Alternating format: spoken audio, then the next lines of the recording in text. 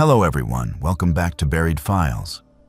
Tonight we bring you 7 deeply disturbing, true Washington State rainforest horror stories that will make you question what really lurks in America's most isolated and rain-soaked wilderness. These are not fictional tales, but real encounters experienced by people who found themselves alone in places where the trees grow so thick that daylight never fully penetrates and the constant rain masks every sound. Each story has been meticulously compiled from first-hand accounts and corroborated through witness statements and documented evidence. The ancient rainforests of Washington hold dangers that most people will never encounter. And perhaps that is fortunate. From the Olympic Peninsula to the Cascade Mountains, these forests have witnessed horrors that defy logical explanation. If you enjoy authentic horror content that will disturb your sleep and make you reconsider your next hiking trip, subscribe to Buried Files and hit the notification bell so you never miss our latest investigations into true terror. After you listen to these harrowing accounts, we want to hear from you in the comments below about your own experiences in isolated wilderness areas. Now settle in as we explore the darkness that thrives where civilization ends and the endless rain begins. Hunter was 24 years old when he decided to take a job as a Forest Service technician in the Olympic National Forest. There was something about the endless rain and towering evergreens that called to him. Something primal that drew him away from the noise of Seattle and into the damp silence of the wilderness. The housing shortage in the city had made finding affordable accommodation nearly impossible. And when the Forest Service offered him a position that included a small cabin deep within the rainforest, he jumped at the opportunity without hesitation. The job was simple enough. Monitor trail conditions, document wildlife activity, and maintain the remote ranger station that served as a checkpoint for hikers venturing into the backcountry. What Hunter did not anticipate was just how isolated the posting would truly be.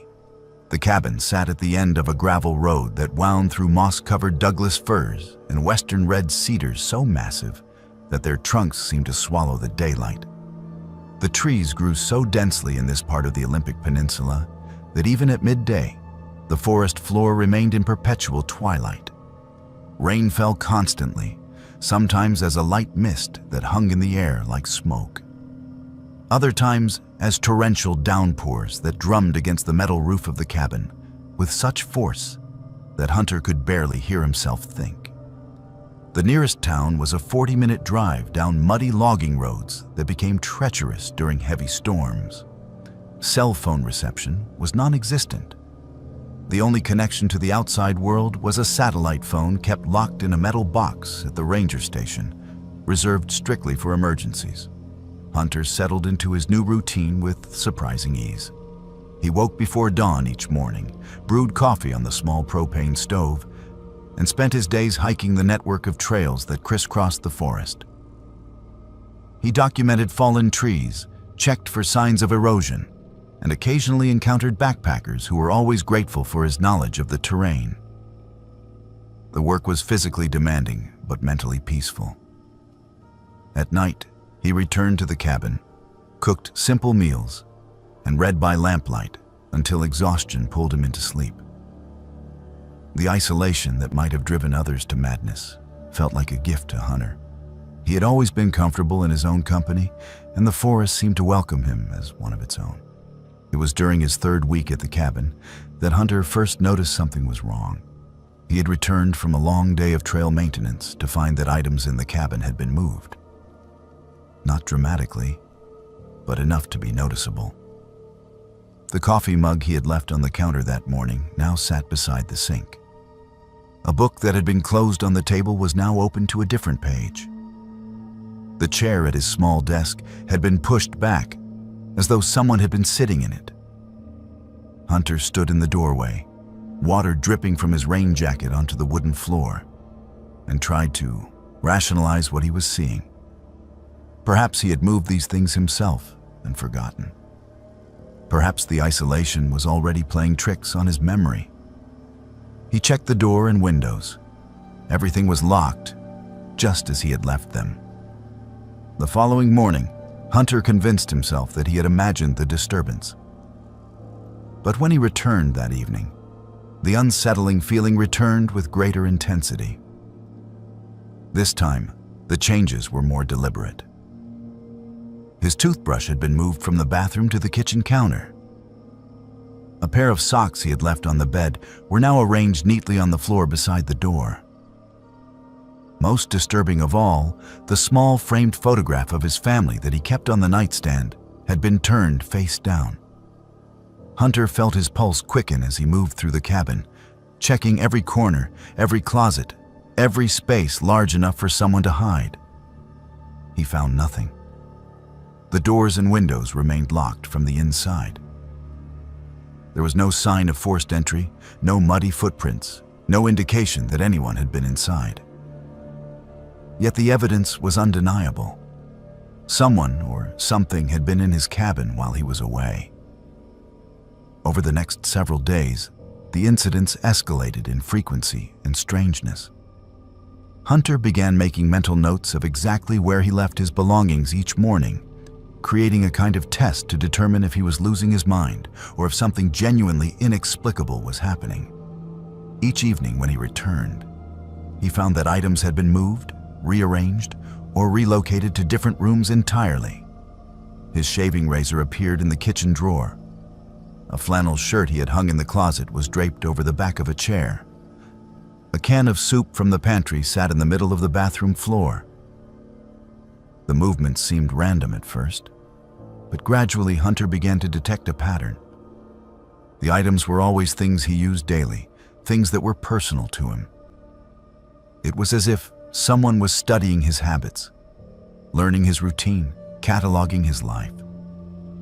The night Hunter discovered the footprints, the rain had stopped for the first time in nearly a week. He had gone to bed early, exhausted from a particularly grueling day of clearing fallen trees from the main trail. Sometime around 2 in the morning, he woke to the sound of branches snapping outside the cabin. He lay perfectly still in the darkness, listening. The forest was never truly silent, but this sound was different. It was deliberate, rhythmic, the unmistakable sound of footsteps circling the cabin. Hunter slipped out of bed and crept to the window, careful not to make a sound. Through the rain-streaked glass, he could see nothing but shadows and the vague outlines of trees.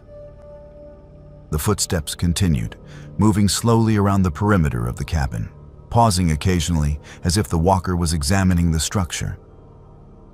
Hunter remained at the window for nearly an hour, barely breathing, until the sounds finally faded into the distance.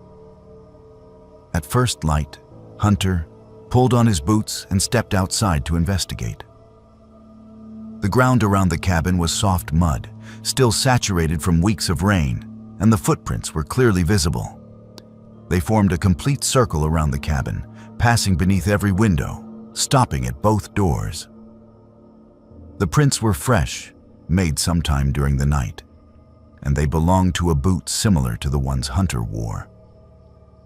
But what chilled him to his core was the realization that whoever had made these prints had stood at each window for several minutes. The impressions were deeper where the person had paused as if they had been watching him sleep. Hunter photographed the prints with his personal camera and measured them as best he could.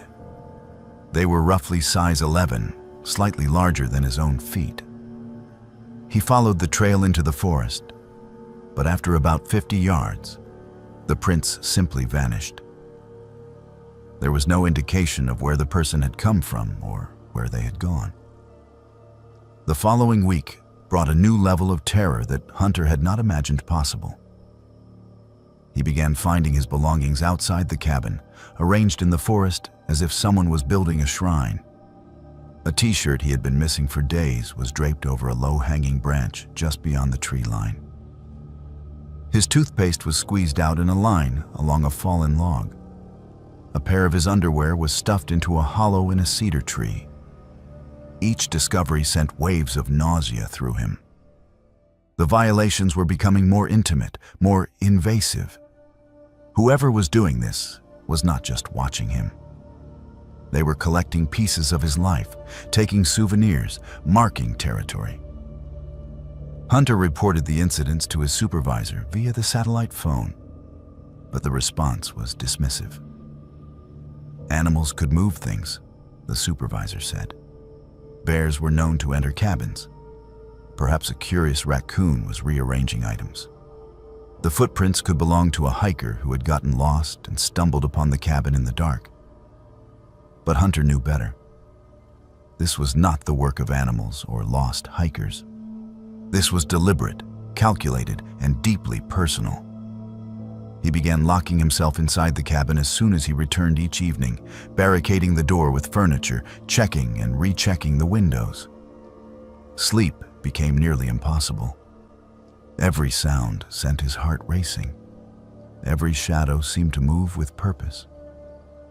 He requested an immediate transfer, but the Forest Service bureaucracy moved slowly. There were forms to fill out, approvals to secure, replacement staff to locate. In the meantime, Hunter was told to remain at his post and continue his duties. The job had to be done, regardless of his personal discomfort. It was during his final week at the cabin that Hunter discovered the photographs. He had returned from his morning rounds to find an envelope taped to the outside of the door. His name was written on the front in neat block letters. Inside were 4 Polaroid photographs, and when Hunter looked at them, his legs nearly gave out. Beneath him, the photographs showed him sleeping in his bed. The images had been taken through the cabin window on different nights, judging by the different shirts he wore and the different positions he lay in. In one photograph, his face was clearly visible in the dim light from the lamp he kept on at night. In another, the camera had captured him mid-dream, his expression peaceful and unaware of the predator watching from the darkness. The 4th photograph was the most disturbing. It had been taken from inside the cabin, from the foot of his bed, looking down at him as he slept. Whoever had taken these photos had been inside the room with him, standing over him, documenting him without his knowledge or consent. Hunter did not return to his duties that day. He packed a single bag with essential items, left everything else behind, and drove straight to the Forest Service headquarters in Port Angeles. He submitted his resignation immediately, refusing to return to the cabin even to collect his remaining possessions. He filed a formal complaint and provided copies of the photographs to local law enforcement. The sheriff's department sent deputies to investigate, but they found nothing. The cabin showed no signs of forced entry. There were no fingerprints, no DNA evidence, no clues as to the identity of the stalker. The footprints around the cabin had been washed away by subsequent rains. The items Hunter had found arranged in the forest were either gone or dismissed as random debris. Without concrete evidence or a suspect, the investigation stalled and eventually closed. In the months following his departure, other Forest Service employees reported similar experiences at the same cabin. Items moved inexplicably, footprints circling the structure at night, personal belongings disappearing and reappearing in strange locations. One technician lasted only 3 days before requesting a transfer. Another refused to sleep in the cabin at all, choosing instead to camp in a tent a mile away and only entering the structure during daylight hours. The Forest Service eventually removed the cabin from active use, citing safety concerns and structural issues, though those who worked there knew the real reason. The cabin remains standing today, slowly being reclaimed by the forest, its windows dark and empty. Local hikers occasionally stumble upon it and peer through the grimy glass, wondering why such a sturdy structure sits abandoned in the middle of prime forest land. Hunter never returned to the Olympic National Forest. He took a job in Spokane, far from the rain and the towering trees, far from the cabin where someone had watched him sleep and collected pieces of his life like trophies. He still has nightmares about those photographs, about the realization that he had been completely vulnerable and unaware while a stranger stood over him in the darkness. He wonders sometimes who it was and why they chose him. Was it someone who had used the cabin before? A former employee with a key and an obsession? A local resident who resented the Forest Service presence in their wilderness? Or was it something else entirely? Something that defends its territory in ways that defy human understanding? The questions remain unanswered, and perhaps that is the most terrifying aspect of all. Somewhere in the depths of the Olympic rainforest, someone is still out there, still watching, still waiting for the next person foolish enough to accept a job in that isolated cabin where the rain never stops and the trees grow so thick that screams would never carry beyond their ancient trunks. Brooklyn and Jonathan were both in their late 20s at the time, experienced hikers who thought they knew the Cascade Mountain trails. They had planned this 3-day backpacking trip for months, meticulously selecting their route through some of the most remote wilderness in Washington state. The North Cascades were notorious for their unpredictable weather and challenging terrain. But that was precisely what drew them to the region. Brooklyn worked as a graphic designer in Seattle and craved escape from the digital world. Jonathan was a software engineer who spent most of his waking hours staring at computer screens.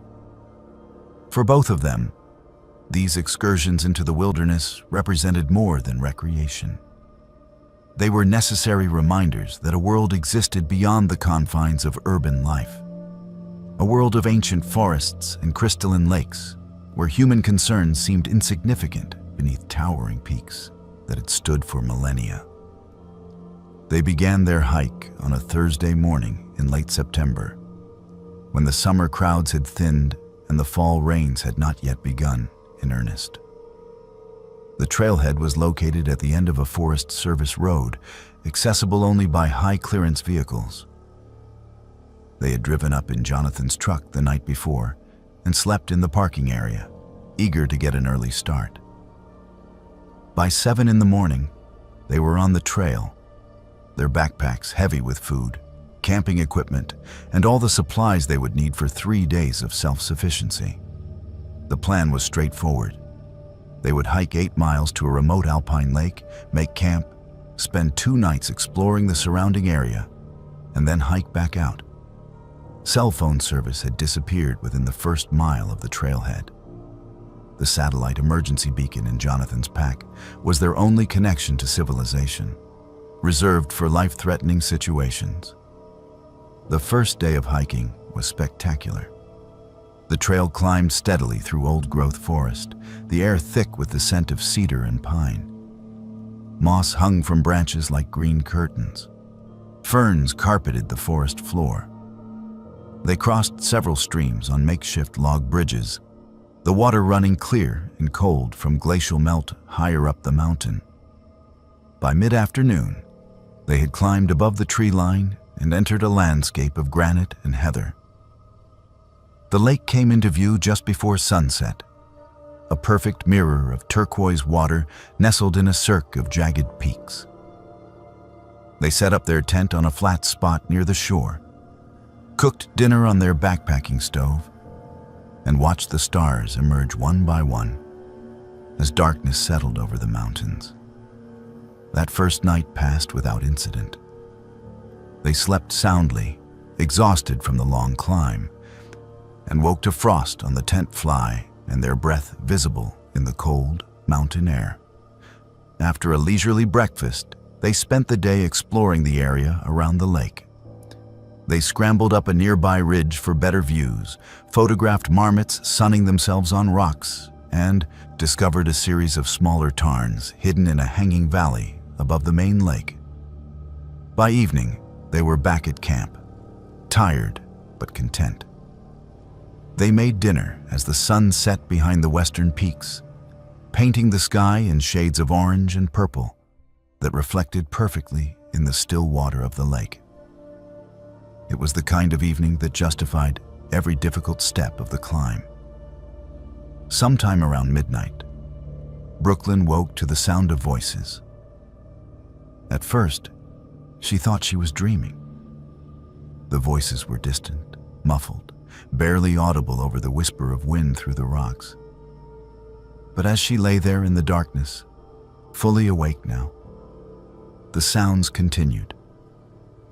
Laughter, multiple voices talking over each other, the unmistakable cadence of human conversation echoing across the empty landscape.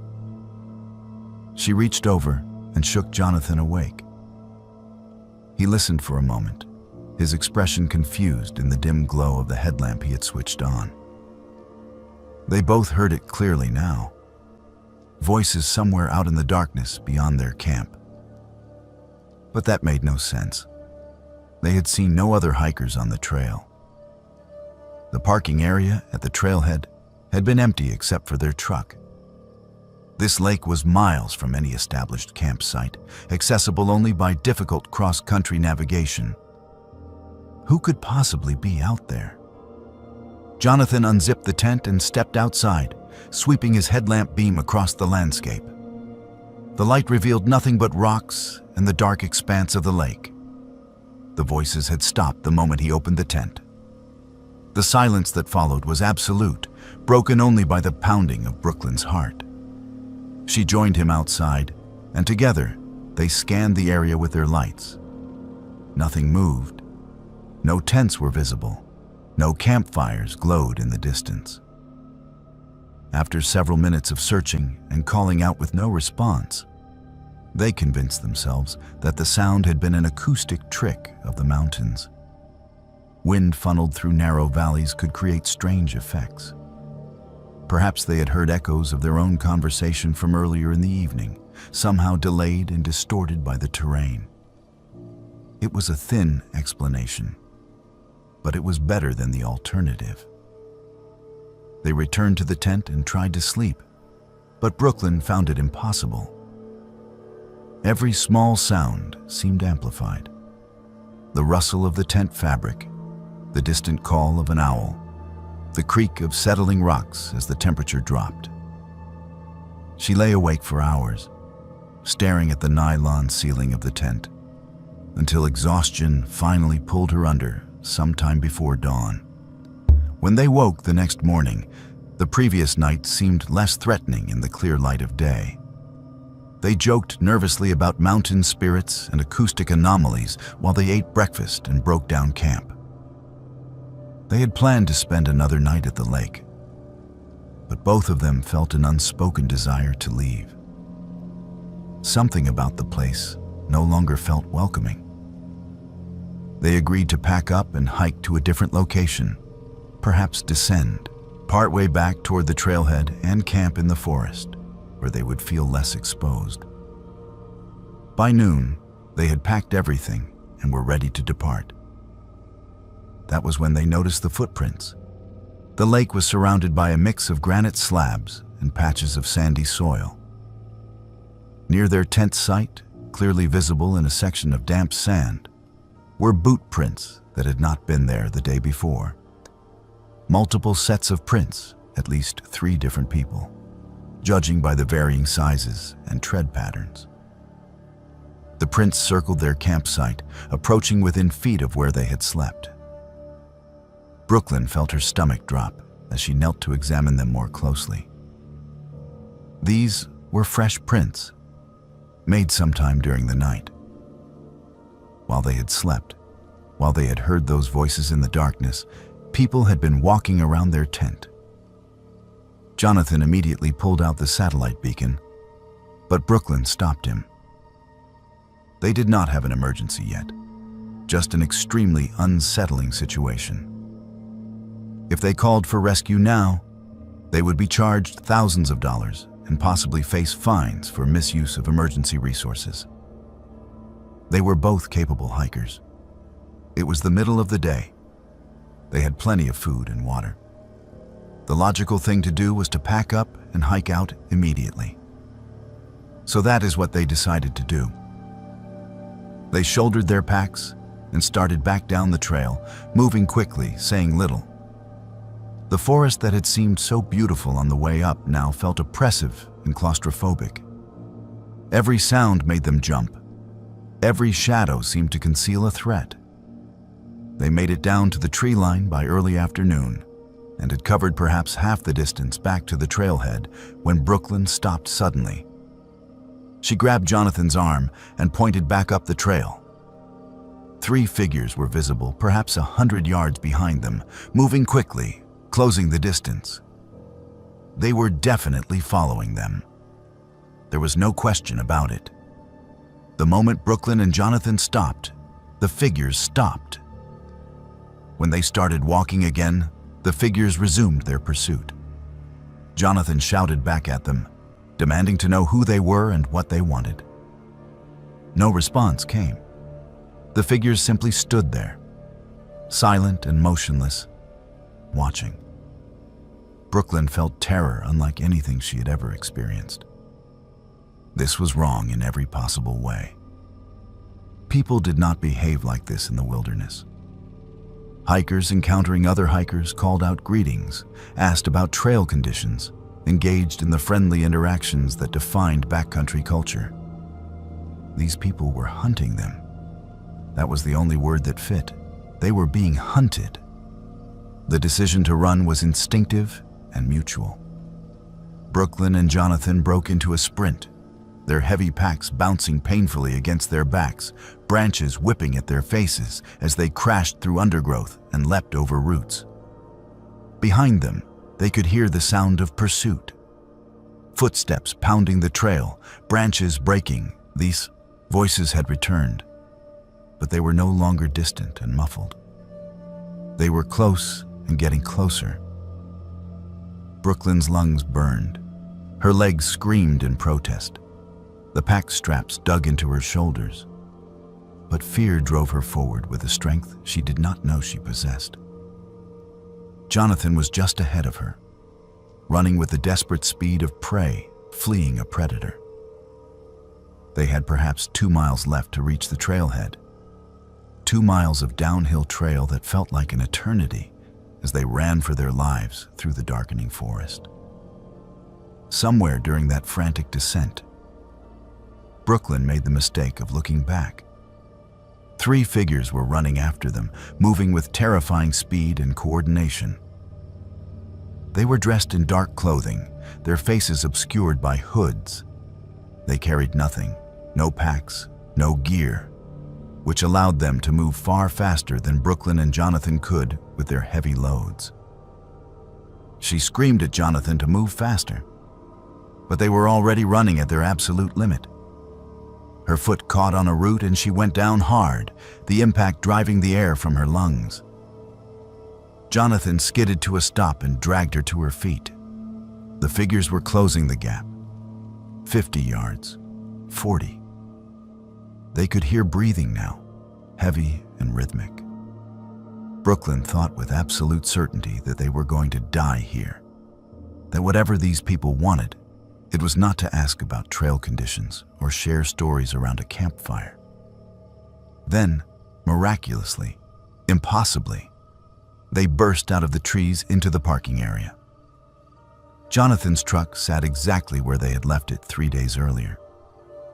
They ran for it, fumbling with keys, throwing open doors, hurling their packs into the bed without bothering to secure them.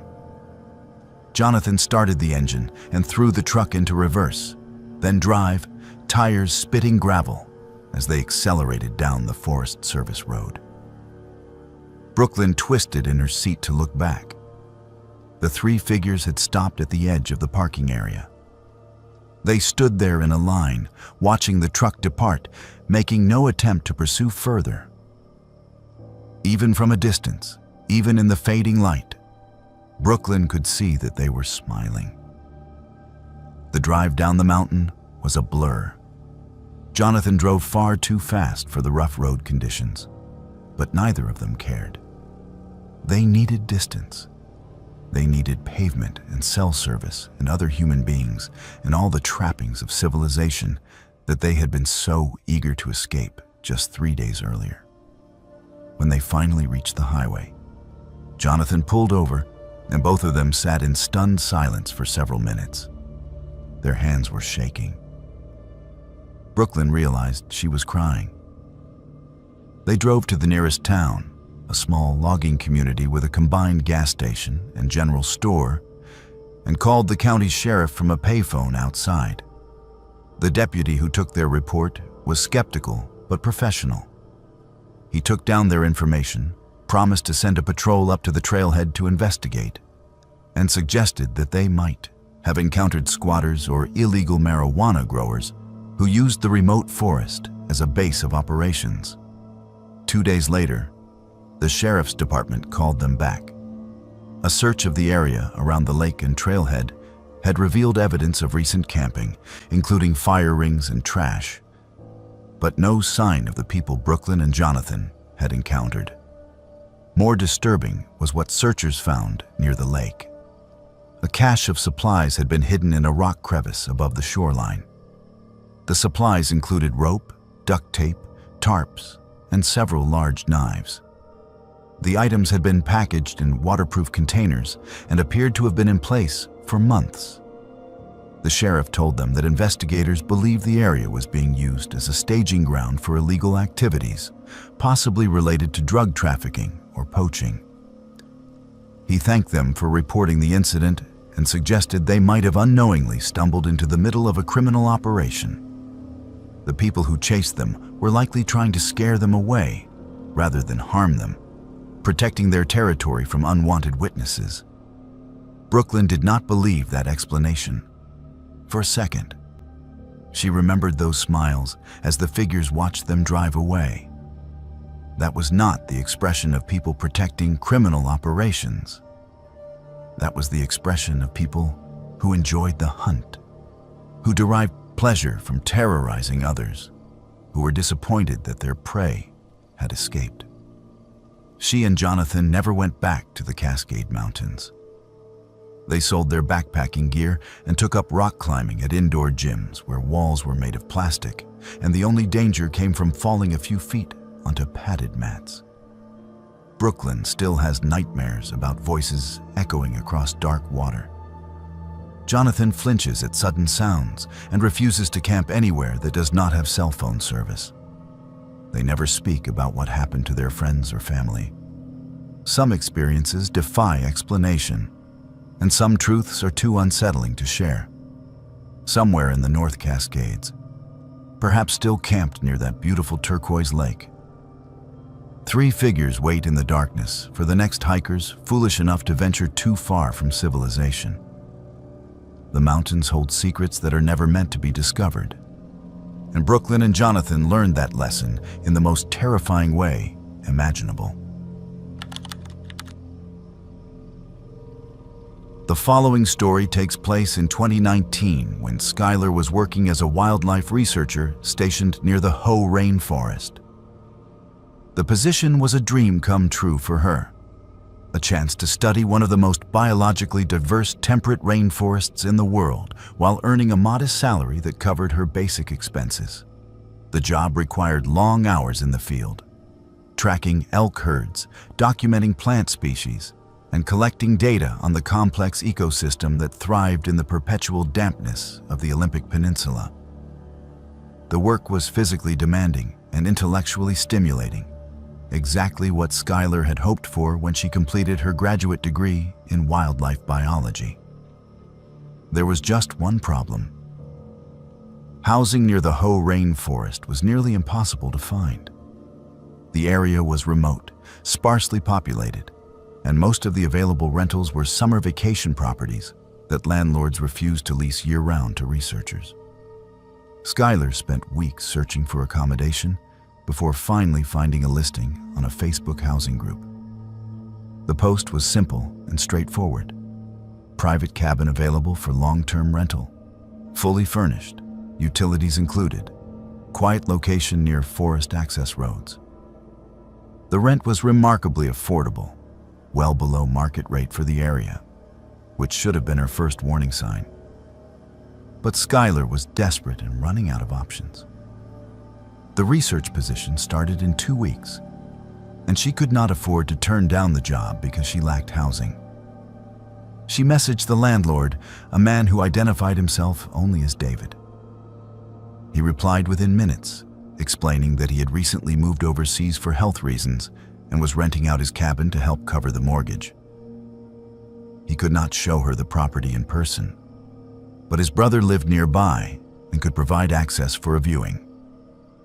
The cabin exceeded Skylar's expectations when she arrived for the tour. It sat at the end of a gravel driveway, surrounded by towering Sitka spruce and western hemlock. The interior was rustic but well maintained, with a wood-burning stove, a small but functional kitchen, and a bedroom with large windows that looked out into the forest. The furnishings were minimal, but adequate. A bed, a table with 2 chairs, a worn couch, and several bookshelves filled with nature guides and field journals. David's brother, a quiet middle-aged man who introduced himself as Tom, walked her through the property and answered her questions about utilities and trash pickup. Everything seemed legitimate. Tom handed her a set of keys and told her to take her time looking around. He left before she finished exploring, telling her to lock up and drop the keys in the mailbox when she was done. Skylar signed the lease via email that same evening. David sent her a standard rental agreement. She transferred the first month's rent and security deposit, and within 3 days, she was moving her belongings into the cabin. The first few weeks were peaceful and uneventful. She settled into a routine of early mornings in the field, long hikes through dense undergrowth tracking wildlife, and quiet evenings in the cabin reviewing her data and preparing reports. The isolation did not bother her. In fact, she welcomed it.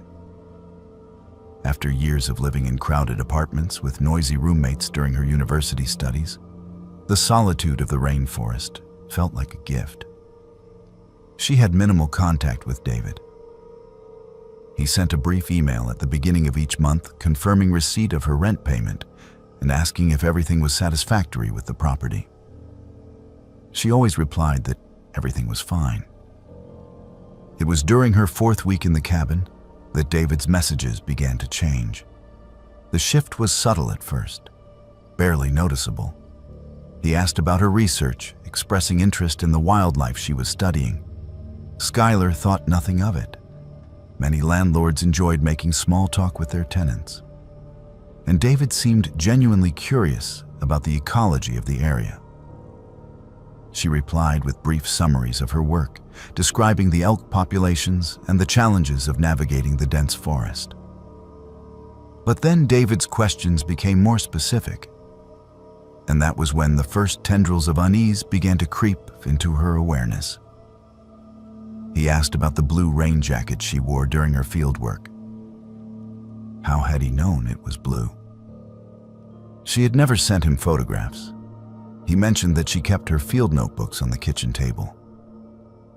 How had he seen her kitchen table? He commented that she seemed to prefer tea over coffee in the mornings. How could he possibly know that? Skylar tried to rationalize his knowledge. Perhaps Tom had mentioned these details during a visit she had not noticed.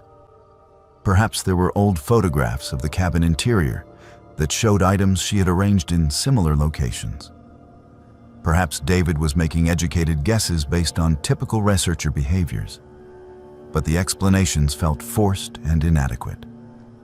She began paying closer attention to David's messages, and what she discovered sent ice through her veins. He knew when she left the cabin each morning and when she returned each evening. He knew that she had reorganized the bookshelf in the living room.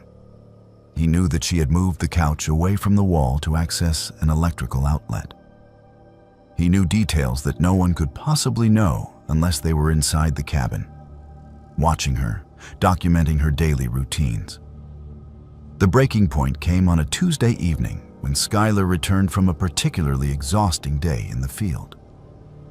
She had hiked nearly 12 miles through difficult terrain, crossing swollen creeks and scrambling over fallen logs.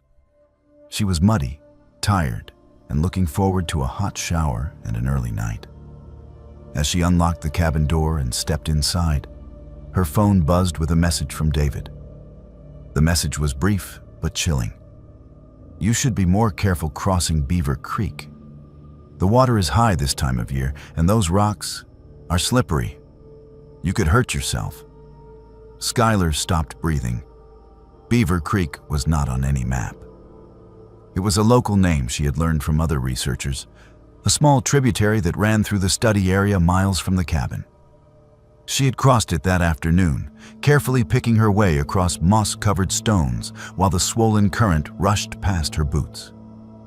No one had been with her. No one had seen her, except David. Skylar did not sleep that night. She lay in bed with all the lights on, her mind racing through terrible possibilities. The most obvious explanation was that David had installed cameras in the cabin.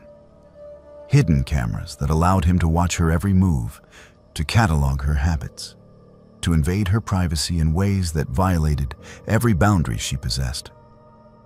But how did cameras in the cabin allow him to know about Beaver Creek? That was miles away in the forest. Unless he had cameras there too. Or unless he was not overseas at all. Unless he was here in Washington, watching her in person, following her through the forest, tracking her movements like she tracked the elk herds. The thought was so terrifying that Skylar physically shook.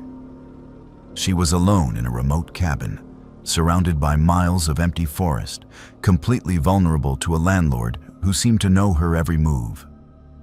The next morning, Skylar began testing her theory. She placed specific items in specific locations throughout the cabin, creating a kind of trap. She left a coffee mug on the bathroom sink, a book opened to page 47 on the kitchen table, and her field binoculars on the arm of the couch. She took photographs of each setup with her phone, documenting the exact placement. Then she left for her field work, making a point to stay away from the cabin for the entire day. When she returned that evening, nothing had been moved. Everything was exactly as she had left it. But the message from David came an hour later. "I see you are reading about forest mushrooms. Fascinating subject. The book on the kitchen table is open to a chapter on mycorrhizal networks." The book was indeed about forest ecology, and page 47 did discuss mycorrhizal fungi. David had not only seen the book, he had read the specific page it was open to. Skylar immediately began searching the cabin. She moved furniture, examined light fixtures, checked smoke detectors, inspected electrical outlets. She knew what hidden cameras looked like. She had seen enough crime documentaries to understand that modern surveillance devices could be incredibly small and difficult to detect. Her search took hours, and she found nothing obvious. No tiny lenses. No suspicious modifications to household items. No wires running where they should not be. But the cabin was old and had many architectural features that could conceal devices. Exposed wooden beams, decorative nuts in the pine paneling, vintage light fixtures with brass fittings. Any of these could hide a camera small enough to escape casual inspection. She needed professional help, but she had no idea who to call or whether her suspicions would be taken seriously. The situation escalated dramatically when Skylar left the cabin for a weekend conference in Seattle. She had informed David weeks earlier that she would be away, fulfilling the requirement in her lease to notify the landlord of extended absences. She drove the 3 hours to Seattle on Friday afternoon, attended 2 days of presentations and networking events, and returned to the cabin late Sunday evening. As she approached the driveway, her headlights swept across a vehicle parked near the cabin, A dark SUV, not one she recognized. Her heart hammered as she slowed her approach. Who would be at her cabin? The vehicle pulled away quickly, accelerating down the gravel road before she could get close enough to see the license plate. She parked and ran to the cabin, fumbling with her keys, terrified of what she might find inside. Everything looked normal at first glance. No signs of forced entry, no items obviously missing or disturbed. But Skylar could feel that something was wrong. The air in the cabin felt different, as if someone had recently been moving through the rooms. She checked her bedroom and froze. Her pillow had been moved. Not dramatically, just shifted slightly from where she had left it. On her dresser, a bottle of lotion had been opened and moved from the left side to the right side. In the bathroom, her toothbrush was wet, even though it had been dry when she left on Friday. Someone had been in the cabin. Someone had touched her things. Someone had used her toothbrush. The violation was so profound, so intimate, that Skylar felt physically ill. She ran outside and vomited in the bushes beside the cabin, her entire body shaking with fear and disgust. Skylar did not go back inside that night. She got in her car and drove to the nearest town, checked into a motel, and called the police. The deputy who responded took her report, but seemed skeptical of her claims. Without evidence of forced entry or theft, there was little the police could do. They could not prove that anyone had been in the cabin. They could not prove that David was surveilling her. They could not even prove that David was in Washington rather than overseas, as he claimed. The deputy suggested that perhaps she had misremembered the position of items before leaving for the weekend. Perhaps the toothbrush had been wet because she had used it Friday morning and moisture remained. Perhaps she was experiencing stress-related paranoia from living alone in such an isolated location. The suggestions were infuriating and dismissive, but Skylar had no concrete evidence to contradict them. She hired a private investigator the next day, spending money she could not afford from her modest researcher salary. The investigator was a former police officer who specialized in surveillance detection. He arrived at the cabin with electronic equipment and spent 6 hours conducting a systematic search. He found 2 cameras. One was hidden in a smoke detector in the bedroom ceiling. The other was concealed in a decorative wooden owl that sat on a shelf in the living room. Both cameras were wireless, broadcasting to a receiver that could be located anywhere within a half-mile radius. The investigator also discovered that the front door lock had been modified with a duplicate key cylinder that allowed David to enter the cabin at any time, even though Skylar had locked the deadbolt from inside. The evidence was overwhelming and horrifying. David had been watching her sleep. David had been watching her dress and undress. David had been documenting her most private moments for months. Armed with the investigator's report and photographs of the surveillance equipment, Skylar returned to the police. This time, they took her seriously. David was charged with multiple counts of unlawful surveillance and criminal trespass. The investigation revealed that he had never left the country. He lived in a small house less than 2 miles from the cabin, close enough to monitor the wireless camera feeds in real time. Police found dozens of hours of recorded footage on his computer, videos of Skylar going about her daily life, completely unaware that she was being watched. They also found photographs David had taken while following her through the forest during her field work. Images of her crossing Beaver Creek, images of her kneeling to examine elk tracks, images of her eating lunch beside a fallen log. He had been stalking her both inside the cabin and outside in the wilderness. A predator studying his prey with meticulous attention to detail. David was arrested and charged, but the legal process moved slowly. Skylar broke her lease immediately, forfeiting her security deposit and moving her belongings into temporary housing while she searched for alternative accommodation.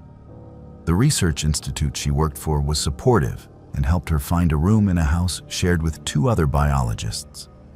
She filed for a restraining order that was granted pending the criminal trial. But the damage was done. The sense of violation, the loss of security, the knowledge that someone had watched her most intimate moments and derived satisfaction from that surveillance, left scars that would take years to heal. Skylar completed her research contract, but declined an offer to extend for another season. She left the Rainforest and took a position at a university in the Midwest, far from the rain and the towering trees and the cabin where her privacy had been so profoundly violated. David ultimately pleaded guilty to reduced charges and served 18 months in county jail.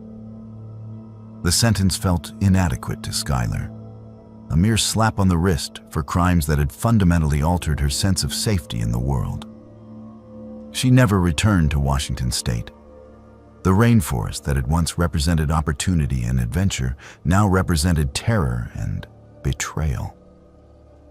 Sometimes, late at night, when she lies awake in her apartment thousands of miles away, Skylar wonders if David is out of jail now, if he has found another victim, if some other young woman is renting that cabin and living her life unaware that eyes are watching from hidden cameras and that footsteps are following her through the forest.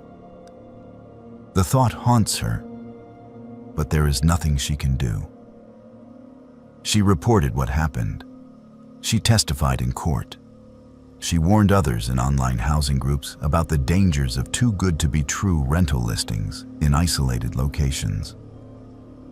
But predators like David persist, and the wilderness that seems so peaceful and empty is sometimes home to the worst kind of human monster. This takes place in 2021 when Aaron was living in Forks, Washington, working night shifts at a 24-hour gas station on Highway 101. The town of Forks was small, isolated, and most famous for being the setting of a vampire romance series that had brought tourist traffic years earlier. But by 2021, the tourist boom had faded, and Forks had returned to its quiet existence as a logging and fishing community on the edge of the Olympic Peninsula. Aaron was 22 years old, a community college dropout who had moved to Forks from Tacoma after a bad breakup left him needing a fresh start. The job at the gas station was not glamorous, but it paid enough to cover rent on a small studio apartment and left his days free for hiking in the surrounding rainforest. The gas station where Aaron worked sat at the junction of Highway 1019 and a Forest Service road that led deep into the Olympic National Forest.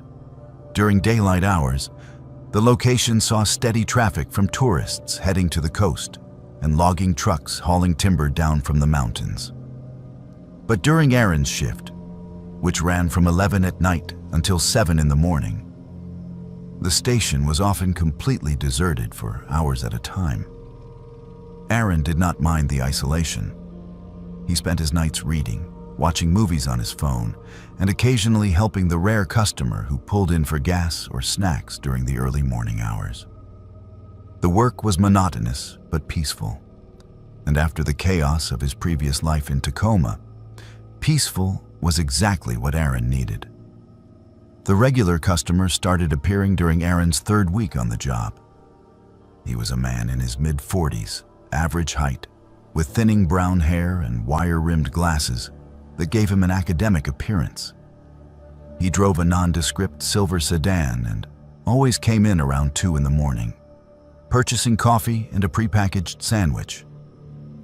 He was polite and soft-spoken, making small talk about the weather or asking Aaron how his night was going. Aaron appreciated the company. Working alone all night could be lonely, and having a friendly regular customer broke up the monotony. The man introduced himself as David, explaining that he worked irregular hours as a freelance writer and often found himself awake at odd times. He lived somewhere in the area, but was vague about the exact location. Aaron did not press for details. Customer privacy was respected in small towns. Over the following weeks, David became a nightly fixture. He would arrive around the same time, purchase the same items, and spend 10 or 15 minutes chatting with Aaron before heading back to his car. The conversations were pleasant and seemingly innocent. David asked about Aaron's life, his reasons for moving to Forks, his interests and hobbies. Aaron found himself opening up, sharing details about his breakup, his struggles with college, his love of the outdoors. David was an attentive listener, offering advice and encouragement. He seemed genuinely interested in Aaron's well-being, which felt good after months of feeling adrift and disconnected. Aaron began to look forward to David's visits, viewing them as the highlight of his otherwise tedious shift. The shift in dynamics was so gradual that Aaron did not notice it happening. David started staying longer during his visits, sometimes lingering for 30 or 40 minutes. He began asking more personal questions. What time did Aaron finish work? Did he have a girlfriend or boyfriend? Where exactly was his apartment? Did he live alone? The questions felt intrusive when Aaron thought about them later.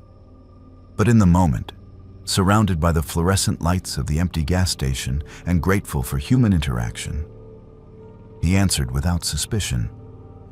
David also started appearing at unexpected times. Sometimes he would show up at midnight, right when Aaron's shift began. Other times he would arrive just before 7 in the morning, claiming he wanted to catch Aaron before he left. The frequency of visits increased from once per night to sometimes 2 or 3 times during a single shift.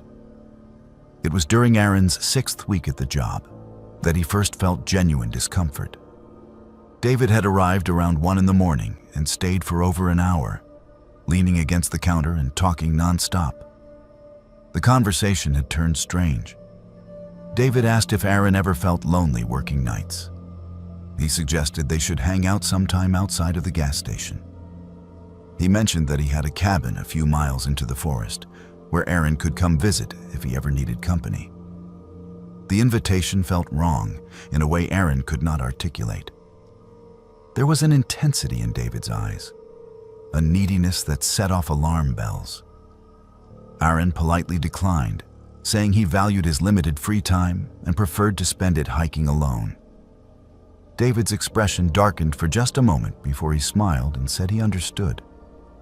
But as he left that night, he turned back at the door and said something that made Aaron's blood run cold. "I know where you live, Aaron. The apartment above the hardware store. If you ever change your mind about visiting, just let me know." Aaron had never told David where he lived. The realization hit him like a physical blow. He stood behind the counter, staring at the empty parking lot where David's silver sedan had just pulled away, and felt fear crawl up his spine. How did David know his address? Had he followed him home after a shift? Had he been watching him? Aaron pulled out his phone and considered calling the police. But what would he say? A regular customer knows where I live? That was not illegal. David had not threatened him. He had not done anything overtly criminal. But every instinct Aaron possessed was screaming that something was very wrong.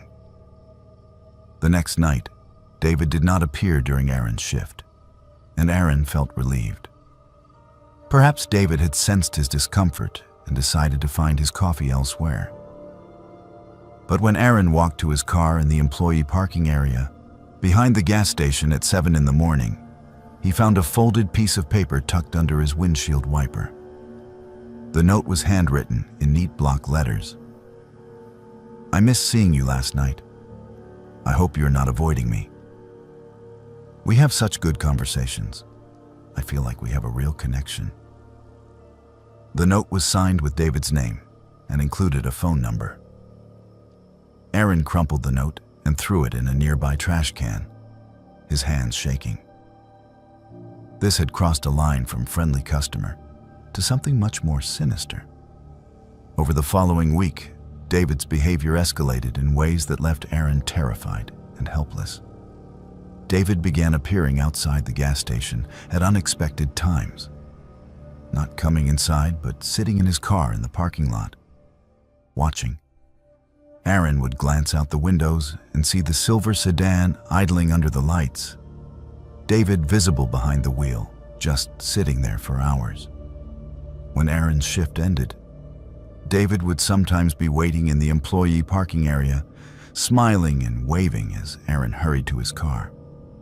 Aaron started locking his car doors immediately and driving away as quickly as possible, checking his mirrors obsessively to make sure he was not being followed. But several times he spotted the silver sedan a few cars behind him, maintaining pace through the empty pre-dawn streets of Forks. The worst incident occurred on a Thursday morning. Aaron had finished his shift and driven home, relieved to see no sign of David's vehicle. He parked behind the hardware store and climbed the exterior stairs to his studio apartment, exhausted and eager to sleep. But as he unlocked his door and stepped inside, he froze. Someone had been in his apartment. Nothing was obviously disturbed or stolen, but small details were wrong. His mail, which he had left stacked on the kitchen counter, had been sorted into neat piles. The coffee mug he had left in the sink was now sitting on the dish rack, washed and dried. Most disturbing of all, his bed had been made with hospital corners, something Aaron never did. He stood in his tiny apartment, feeling violated and terrified, and realized that David had been inside his home. Aaron called the police immediately. 2 officers arrived within 20 minutes and took his report seriously. They documented the evidence of unauthorized entry, photographed the rearranged items, and dusted for fingerprints. Though they warned Aaron that unless they found a match in the system, prints alone would not be enough to identify the intruder. Aaron told them everything about David, the escalating behavior, the notes, the surveillance. The officers assured him they would investigate and advised him to document any future contact. They suggested he might want to consider a restraining order if David's behavior continued. In the meantime, they arranged for increased patrols in the area and gave Aaron direct contact numbers for non-emergency situations. David appeared at the gas station that very night. He walked in at his usual 2 o'clock time slot, smiled at Aaron, and approached the counter as if nothing had changed. Aaron's heart was pounding so hard he thought he might pass out. He told David he was not welcome at the station anymore and needed to leave immediately. David's smile never wavered. "Why are you being so unfriendly, Aaron?" "I thought we were friends." Aaron reached for the phone to call police, but David held up his hands in a gesture of peace. Okay, I will leave. But you are making a mistake. We could have something special." He walked out slowly, maintaining eye contact the entire time, and drove away. Aaron did not see David again after that night, but the fear did not diminish. He discovered that his apartment building's exterior door lock was broken, allowing anyone to access the interior stairwell. His landlord promised to fix it, but seemed unconcerned about urgency. Aaron started barricading his apartment door with furniture and sleeping with a baseball bat beside his bed. He changed his work schedule, requesting day shifts, but the gas station owner told him night coverage was required and he could not accommodate the change without hiring a replacement. Aaron seriously considered quitting, but he needed the income and could not afford to leave without another job lined up. The resolution came 3 weeks later in an unexpected way. Aaron arrived for his shift one evening and found 2 detectives waiting for him. They wanted to ask questions about David, whose full name they now knew. It turned out David was wanted in connection with multiple stalking cases across Washington and Oregon. He had a pattern of targeting young men who worked alone in isolated locations, befriending them, escalating to surveillance and harassment, and in at least 2 cases, attempting abduction. The detectives showed Aaron photographs of previous victims, young men who looked disturbingly similar to Aaron. They told him he was lucky. His decision to report early and get police involved had likely prevented a much more serious incident. David was arrested a month later in Oregon, where he had moved on to a new victim working at a remote truck stop. He was charged with multiple counts of stalking, burglary, and attempted kidnapping. Aaron was asked to testify in the Washington case, which he did, though the experience left him emotionally drained. David pleaded guilty to avoid trial and received a 10-year sentence. But the damage to Aaron's sense of security was profound and lasting. He quit his job at the gas station and moved back to Tacoma, unable to tolerate the isolation of Forks any longer. He struggles with anxiety and paranoia, checking locks multiple times, avoiding conversations with strangers, always scanning his surroundings for threats. Aaron shares his story occasionally on internet forums, hoping to warn others about the dangers of isolation and the predators who seek out vulnerable people in remote locations. He wants people to understand that friendliness can be a weapon, that kindness from strangers should be met with healthy skepticism, and that trusting your instincts when something feels wrong can save your life. The rainforests of Washington are beautiful and majestic, but they are also home to people who use that beauty and isolation to hunt those who wander too far from safety. Aaron learned that lesson the hard way, and he considers himself fortunate to have escaped with nothing more than psychological scars. Not everyone who encounters a predator in the darkness is so lucky. Before the incident, here is a bit of context. Hazel had been living alone in a small house on the edge of Gifford-Pinchot National Forest for about 2 years. The house was a rental, an old logger's cabin that had been renovated just enough to meet modern building codes, but retained its rustic character. Rough-hewn timber walls, a wood-burning stove for heat, and windows that rattled in their frames when the wind picked up through the towering Douglas firs that surrounded the property. Hazel was 29 years old, a botanical illustrator who worked from home creating detailed drawings of native plant species for field guides and educational materials. The isolation suited her perfectly. She needed quiet to focus on her work, and the forest provided endless inspiration and subject matter. Her nearest neighbor was nearly a mile away, down a rutted dirt road that turned to mud during the frequent rains. Hazel had adopted a dog 6 months after moving into the cabin. Max was a 3-year-old German Shepherd mix she had rescued from a shelter in Vancouver. He was well-trained, protective, and provided both companionship and security in the remote location.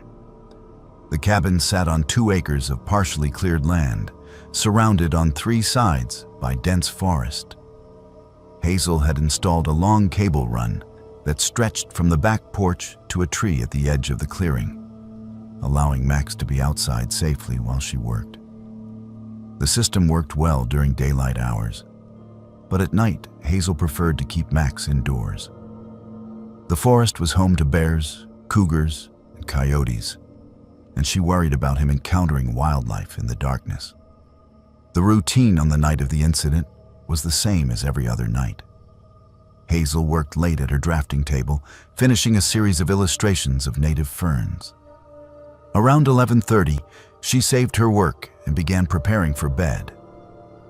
Max was lying on his cushion near the wood stove, but when Hazel stood up, he trotted to the back door and whined, signaling that he needed to go outside one last time.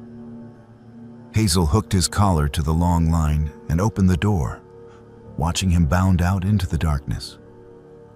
The night was clear and cold, with stars visible through gaps in the tree canopy. She left the porch light on, but closed the door to keep the heat inside, planning to check on Max in a few minutes. She was washing dishes in the kitchen when she heard the familiar scratch at the back door. Max always did this when he was ready to come inside, dragging his claws down the wooden door in a distinctive pattern.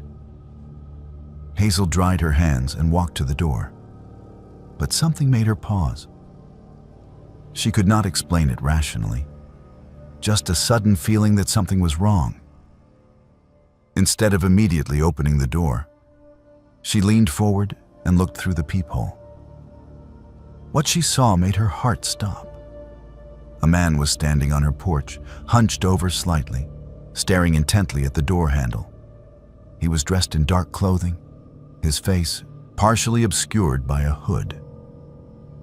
His hand was on the handle, testing it gently, as if checking to see if the door was locked. Hazel froze, her hand still on the deadbolt she had been about to unlock.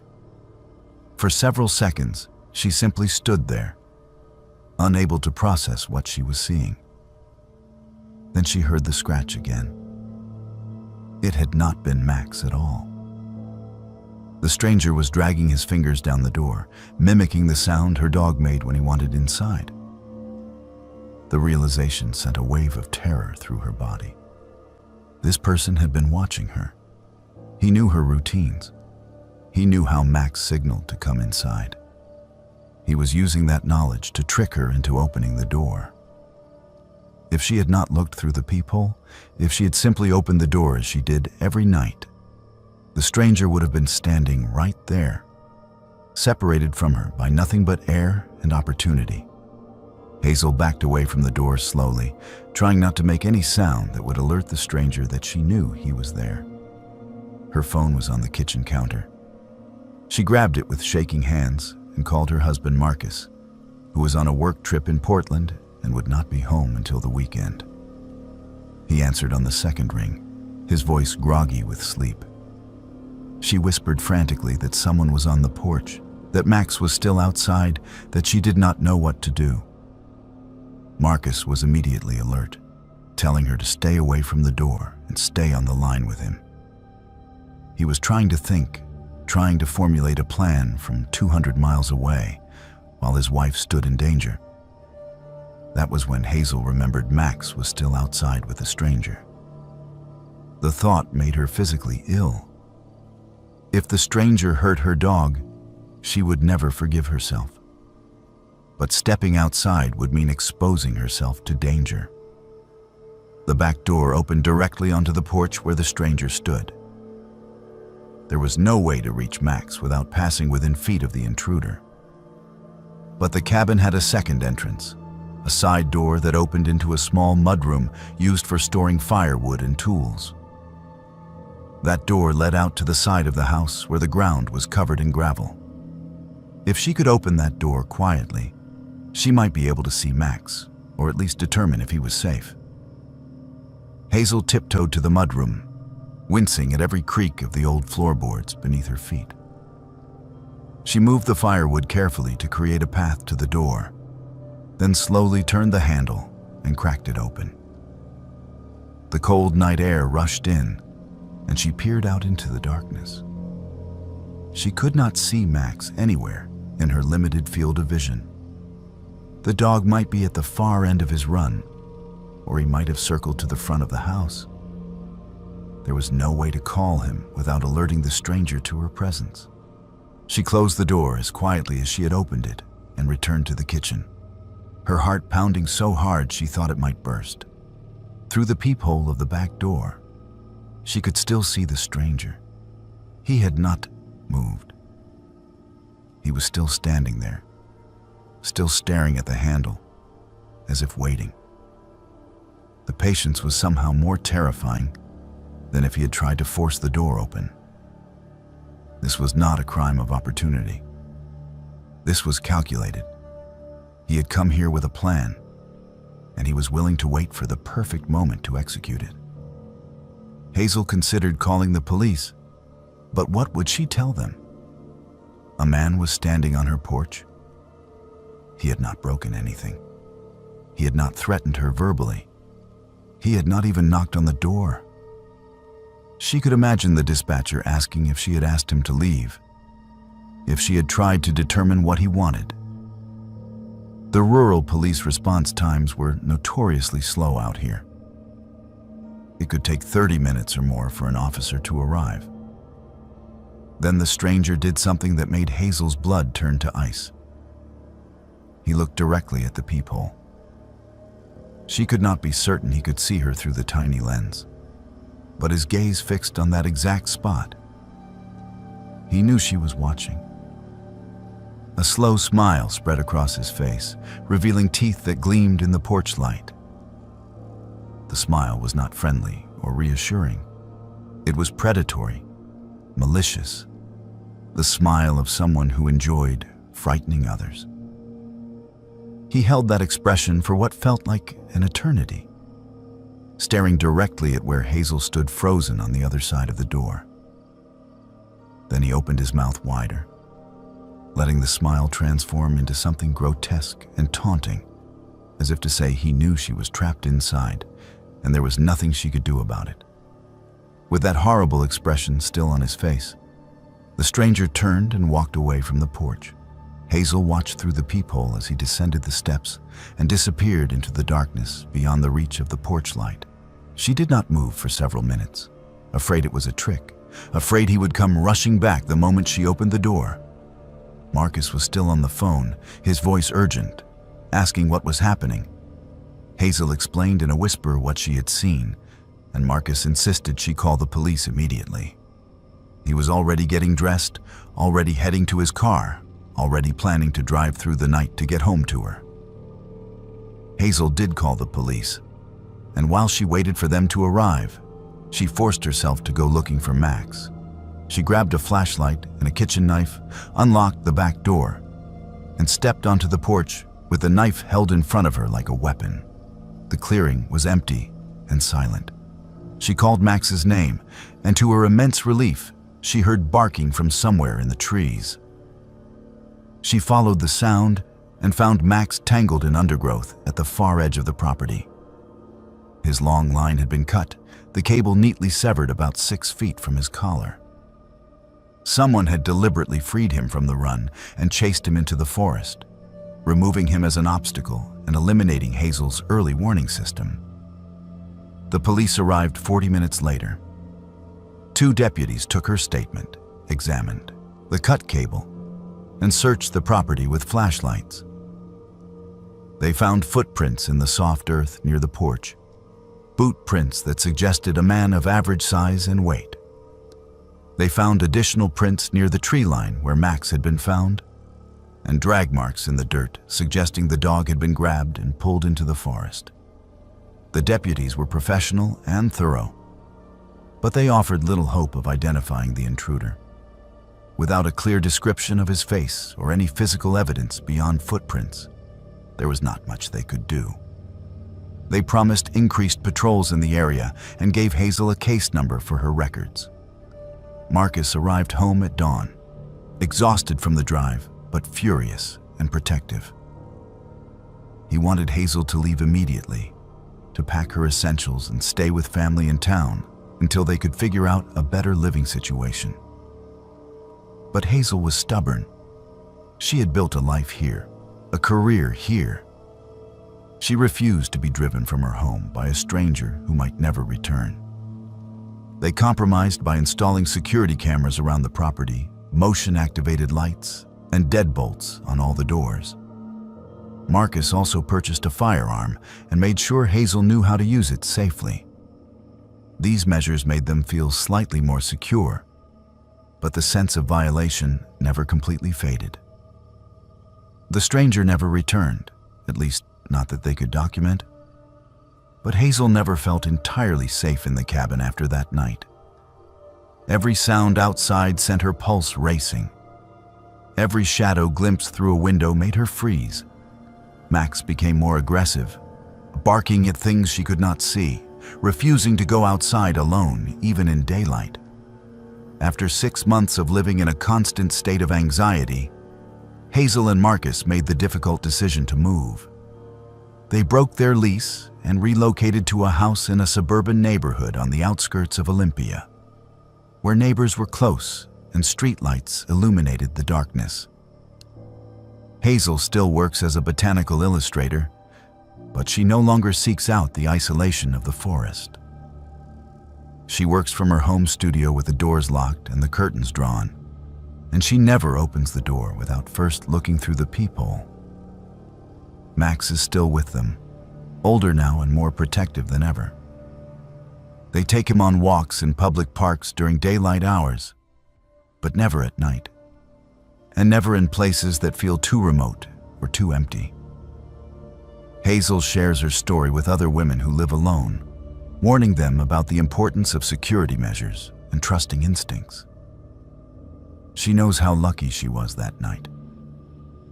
If she had opened the door without looking, if the stranger had been faster or more aggressive, the outcome could have been unthinkably different. The forests of Washington State are beautiful and majestic, but they also provide cover for those who hunt in the darkness.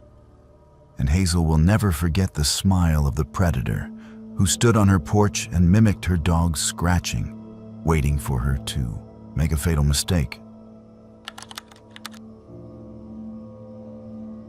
This happened about 4 years ago when Thomas and Claire, both 19-year-old college students, decided to explore the back roads near Mount St. Helens for a photography project. Thomas and Claire had been friends since high school, bonding over their shared interest in landscape photography and outdoor adventure. Both were enrolled at Western Washington University in Bellingham, studying environmental science and digital media respectively. And they frequently took weekend trips to remote locations to build their photography portfolios.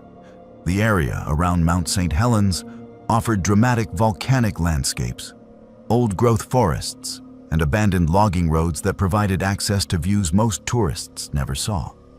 They had spent weeks planning this particular excursion, researching locations on satellite maps and reading trip reports from other photographers who had explored the region.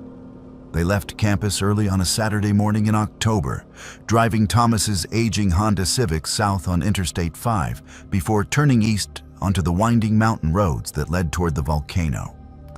The weather was perfect for photography, with scattered clouds creating dramatic lighting conditions and temperatures cool enough for comfortable hiking. By mid-morning, they had left the paved highways behind and were navigating Forest Service roads that deteriorated from gravel to dirt to barely maintained tracks that threatened to scrape the underside of the Civic. Thomas drove carefully, wincing at every pothole and rock, while Claire navigated using a combination of GPS and hand-drawn maps they had made from satellite imagery. The location they discovered exceeded their expectations. A dirt road wound through dense forest for nearly 2 miles before emerging onto a ridge that overlooked a valley carved by ancient lava flows. The trees opened up to reveal Mount St. Helens itself, the crater clearly visible against the sky. Rolling hills covered in golden grass stretched below them, punctuated by stands of alder and patches of volcanic rock. It was exactly the kind of dramatic landscape they had hoped to find, remote and beautiful and seemingly untouched by human activity. They parked the Civic at a wide spot in the road and spent an hour walking around, scouting locations and taking test shots. Thomas focused on wide landscape compositions, while Claire photographed details: the texture of lichen on rocks, the patterns of seed heads in the dried grass. It was during their exploration that they first noticed the other vehicle. An old Dodge Durango, faded blue paint covered in dust and rust, sat at the edge of a small stand of trees about 100 yards from where they had parked. The vehicle looked abandoned, windows dirty, tires half deflated. They walked over to investigate, curious about why someone would leave a vehicle in such a remote location. As they approached, they saw a man emerge from the tree line, carrying a large black trash bag.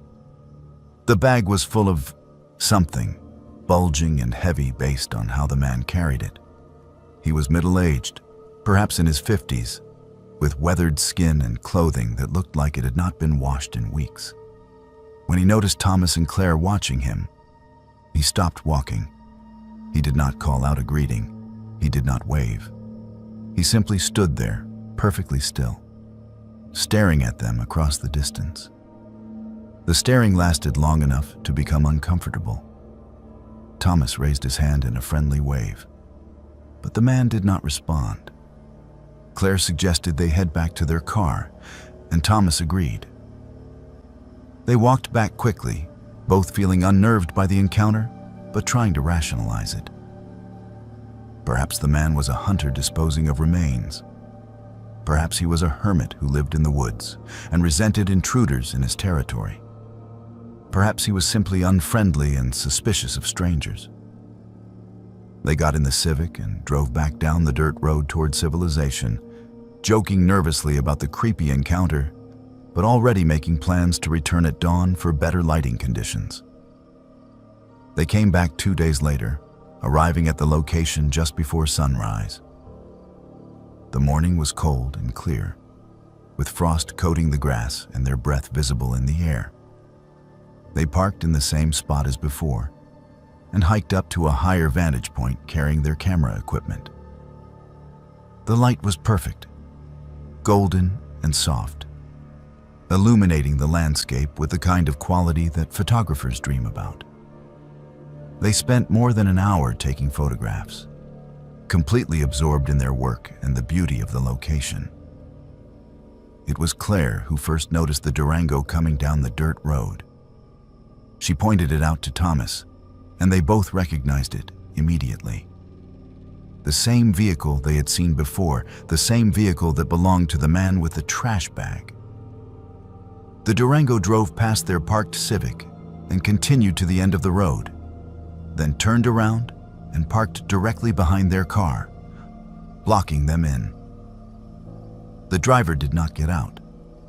Thomas and Claire were 300 feet away on the hillside, watching through their telephoto lenses as the man simply sat in his vehicle, engine running, making no move to leave or explain his presence. 20 minutes passed, then 30. Thomas suggested they should head back to the car, but Claire was hesitant. Something about the situation felt wrong. Why would someone deliberately block their vehicle and then just sit there? What did he want? They decided to wait and see if he would leave on his own. But another 15 minutes passed with no change. They had no choice but to return to their car. They packed their camera equipment and started down the hillside, moving slowly and deliberately, trying to appear calm, even though both of them were increasingly frightened. As they approached the vehicles, they got a clear look at the man through the windshield of the Durango. He was staring straight ahead, hands on the steering wheel, making no acknowledgement of their presence, even though they were now close enough to make eye contact. Thomas and Claire reached the Civic and quickly loaded their gear into the trunk. The entire time, the man did not move, did not speak, did not react. Thomas got in the driver's seat and started the engine, expecting the man to pull forward and let them pass. Instead, the Durango remained stationary. Thomas honked the horn. No response. He rolled down his window and called out, asking the man to please move so they could leave. No response. Claire pulled out her phone to call for help, but they had no cell service this deep in the mountains. The nearest help was at least 30 minutes away down terrible roads, and they had no way to contact anyone. They sat in the Civic for several more minutes, the tension building, before Thomas made a decision.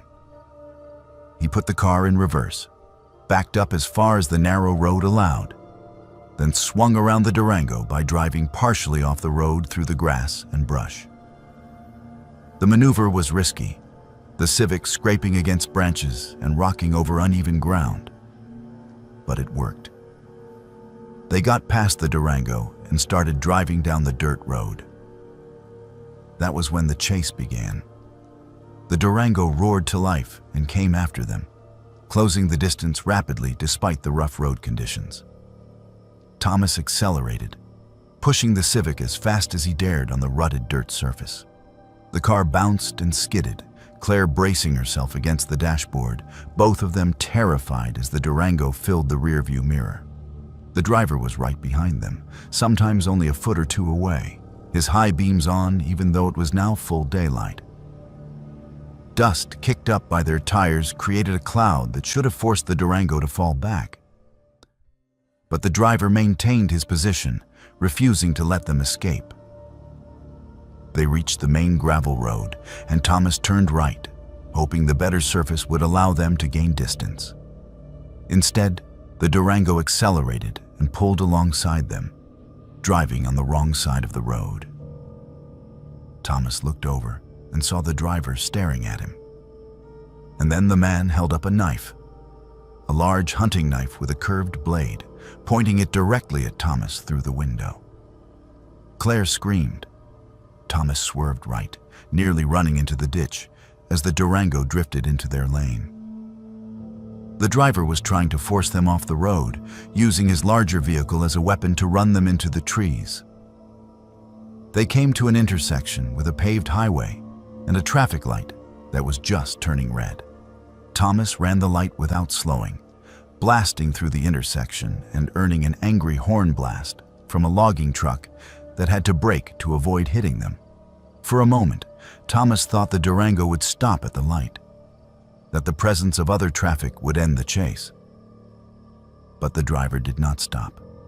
He ran the red light 2 seconds behind them, ignoring the logging truck and the laws and any sense of reason. The chase continued onto the highway at speeds that climbed toward 100 miles per hour, the Civic's engines screaming in protest. Another red light approached ahead. Thomas calculated the distance and the timing and made a split-second decision. He floored the accelerator, and they shot through the intersection just as the light turned red. The Durango was 2 seconds behind them, too committed to stop. A car entering the intersection from the side hit its brakes and honked. The Durango swerved to avoid the collision, overcorrected, and slammed into the guardrail in a shower of sparks and debris. Thomas did not stop. He kept driving, checking his mirrors obsessively, until they reached the town of Castle Rock, where cell service returned. Claire called 911 with shaking hands and reported everything that had happened while Thomas pulled into a busy gas station parking lot, surrounded by witnesses and safety and civilization. The police found them 20 minutes later. Thomas and Claire gave statements describing the chase and the knife and providing the license plate number Thomas had memorized. The officer took notes and seemed to take their report seriously, which was a relief after how helpless they had felt during the chase. The follow-up call came later that afternoon. The Durango's driver had been arrested at the scene of his crash. He was intoxicated, had multiple outstanding warrants, and was being charged with assault and reckless endangerment. The officer also mentioned that when police searched the crash site and the area where the Durango had been parked, they found evidence of illegal dumping and possibly other criminal activity, though he could not provide details about an ongoing investigation. Thomas and Claire never went back to that location. The photographs they had taken that morning remained on their memory cards. Technically excellent images that neither of them could bear to look at without remembering the terror of the chase. They finished their photography projects using images from other locations and gradually stopped taking weekend trips together. The experience had changed something fundamental about how they viewed remote wilderness areas. The solitude and beauty that had once attracted them now felt dangerous and exposed. They wondered sometimes what was in those trash bags the man had been carrying. They wondered what would have happened if they had not escaped. They wondered if anyone else had encountered that man on that lonely road, and whether everyone had been as fortunate as they were. Those questions haunt them still, unanswered and perhaps unanswerable. A reminder that the most dangerous predators in the wilderness often walk on 2 legs and hide among the trees where the roads end and civilization fades away. Charles and Paisley had been married for 3 years when they decided to rent a house on a dead-end road bordering Colville National Forest in eastern Washington. The decision to move there had been driven by practical considerations as much as romantic ideals. Charles worked remotely as a software developer, and Paisley was a freelance writer, which meant they could live anywhere with reliable internet access. The rural property they found advertised online seemed perfect. A 2-bedroom house on 5 acres at the end of a quiet road, surrounded by towering ponderosa pines, with rent that was half what they had been paying for their cramped apartment in Spokane. The landlord, an elderly man who lived in town, assured them it was a safe neighborhood where everyone looked out for each other. What he failed to mention was the property at the very end of the road, another 20 acres of land that bordered the national forest. They moved in during early spring, delighted by the abundance of wildlife and the pristine beauty of the landscape. Deer grazed in their yard at dawn and dusk. Ravens called from the treetops. The silence at night was absolute, broken only by the whisper of wind through the pines. They quickly met most of their neighbors, friendly families and retired couples who had lived on the road for decades. Everyone seemed welcoming except for the owner of the property at the end of the road, a man named Miller, who kept to himself and had a reputation for being territorial about his land. Multiple neighbors warned Charles and Paisley to stay away from Miller's property line and mentioned he had threatened people in the past who accidentally wandered onto his acreage while hiking. The warnings seemed reasonable. Rural landowners often valued their privacy, and Charles and Paisley had no intention of trespassing. 3 months after moving in, Paisley surprised Charles by adopting a dog without consulting him first. She had been volunteering at the Spokane Humane Society once a week and had fallen in love with a 9-month-old shepherd mix named Luna, who had been surrendered by owners who could no longer care for her. Luna was energetic, affectionate, and completely untrained. She barked at everything, pulled on the leash during walks, and had a habit of escaping the yard whenever she found a gap in the fence. Charles was initially frustrated by the impulsive decision, but Luna's enthusiastic personality won him over quickly. They enrolled her in obedience classes and worked on reinforcing the fence, accepting that the training process would take time and patience. The problem began when Luna escaped the yard for the 3rd time in a week. Charles came home from a grocery run to find the gate swinging open and no sign of the dog. Paisley was still in town at a meeting, and Charles spent nearly an hour walking the neighborhood calling Luna's name before several neighbors told him they had seen the dog heading toward the forest at the end of the road. Charles's stomach sank. Miller's property was in that direction, and he did not relish the idea of knocking on the man's door to ask about a trespassing dog. But Luna was family now, and he had no choice. Miller's house sat behind a chain-link fence that was sagging in places, the yard overgrown with weeds and littered with broken equipment and rusted vehicles. A hand-painted sign wired to the gate warned trespassers would be shot. Charles hesitated, then called out from the road, asking if anyone was home. Miller emerged from the house almost immediately, a weather-beaten man in his 60s wearing stained work clothes. He walked to the fence and asked what Charles wanted, his tone making clear he was not interested in friendly conversation. Charles explained about the missing dog and asked if Miller had seen her. Miller admitted he had seen a dog running through his property earlier and had chased it into the forest. He made no apologies and showed no concern, suggesting Charles should keep better control of his animals. The interaction was tense but brief, and Charles left feeling unsettled but grateful the situation had not escalated. Paisley found Luna later that afternoon wandering near the National Forest trailhead. The dog was muddy and exhausted, but unharmed. They repaired the fence gap she had used to escape and hoped that would be the end of the incident. But that night, Charles woke at 2:30 in the morning for work, a habit he had developed to accommodate clients in different time zones. He made coffee, opened his laptop, and then glanced out the window toward the road. A vehicle was idling there in the darkness, not parked at a neighbor's house, not passing through, just sitting in the middle of the road outside their property with its engine running and headlights off. Charles watched for several minutes, confused, then grabbed a flashlight and stepped onto the porch. The moment his porch light came on, the vehicle drove away quickly. Charles caught a glimpse of it in the moonlight. A white pickup truck. Miller drove a white pickup truck. The same thing happened the next morning.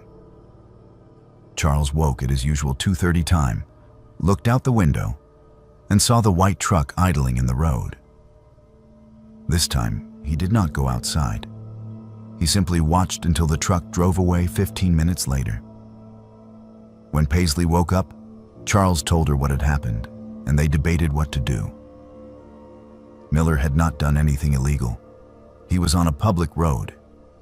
He had not approached their house or threatened them. But his presence was clearly intended to intimidate, to remind them he was watching, to assert some kind of dominance or control. Paisley wanted to call the police immediately. Charles wanted to wait and see if it happened again, hoping Miller would lose interest and move on. It happened again the next morning, and the morning after that. 5 mornings in a row, Miller parked his truck outside their house in the pre-dawn darkness and waited until Charles turned on a light or showed signs of activity. On the 6th morning, Charles had enough. He called into work and told his supervisor he would not be available until later in the day. Then he stayed home and prepared to confront Miller. At 2:30 in the morning, he saw the white truck pull up and park in its usual spot. Charles immediately got in his car, turned on his high beams, and drove toward the truck. Miller fled, accelerating down the dirt road toward his property. Charles followed at a distance, memorizing the license plate, then turned around and drove back home. That morning, Charles and Paisley went to the sheriff's office in Colville and filed a formal complaint. The deputy who took their report was professional and sympathetic. He knew Miller by reputation, describing him as a problem individual who had multiple complaints filed against him over the years, but had never been charged with anything serious. The deputy promised to send a patrol to check on their property and to have a conversation with Miller about his behavior. Charles and Paisley felt slightly reassured, but not entirely confident the situation would improve. They were right to be concerned. Miller did not appear outside their house again, but the harassment escalated in other ways. Paisley started receiving strange phone calls on her cell phone, calls from blocked numbers where no one spoke when she answered.